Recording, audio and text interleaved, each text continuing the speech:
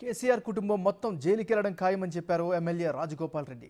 Delhi liquor scam కేసులో కవిత జైలుకెళ్లారని, రానున్న రోజుల్లో కాళేశ్వరం అవినీతి, ధరణి కుంభకోణంలో కేసీఆర్, కేటీఆర్ జైలుకెళ్తారని చెప్పారు. ధనిక రాష్ట్రంగా ఉన్న తెలంగాణను అప్పుల రాష్ట్రంగా మార్చారని ఆగ్రహం వ్యక్తం చేశారు రాజగోపాల్ రెడ్డి.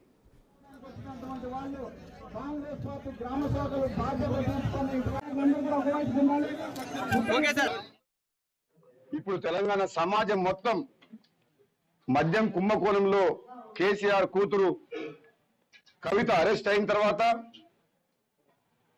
కాళేశ్వరం ప్రాజెక్టు కమిషన్ల కోసం కట్టింది అది కూలిపోయిన తర్వాత ఈ రాష్ట్రం అప్పుల పాలైంది. కేసీఆర్ తీసుకున్న అనాలోచిత నిర్ణయాల వల్ల ఈ రాష్ట్రం ధనిక రాష్ట్రంగా ఉన్న రాష్ట్రం ఈరోజు అప్పుల పాలైందని చెప్పే విషయం తెలంగాణ ప్రజలకు అసెంబ్లీ సాక్షిగా మేము తేటతెల్లం చేయడం జరిగింది.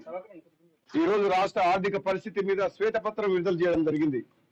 అదేవిధంగా ఇప్పుడు కొత్తగా లేటెస్ట్ గా ఈ ఫోన్ ట్యాపింగ్ కేసు, గతంలో మునుగోడు ఉప ఎన్నికల్లో మొదలైన ఫోన్ ట్యాపింగ్ మన ఎన్నికల్లో కూడా, మొన్న జరిగిన అసెంబ్లీ ఎన్నికల్లో కూడా మొత్తం కాంగ్రెస్ పార్టీ అభ్యర్థుల యొక్క ఫోన్ ట్రాప్ చేసి అధికార దుర్వినియోగం చేసి పోలీసు వాహనాల్లో డబ్బు తరలించి బీఆర్ఎస్ పార్టీ ఏ విధంగా అధికార దుర్వినియోగం పాల్పడిందనేది మొన్న సర్వేలో, ఇంటరాగేషన్ లో మొత్తం తెలుస్తుంది.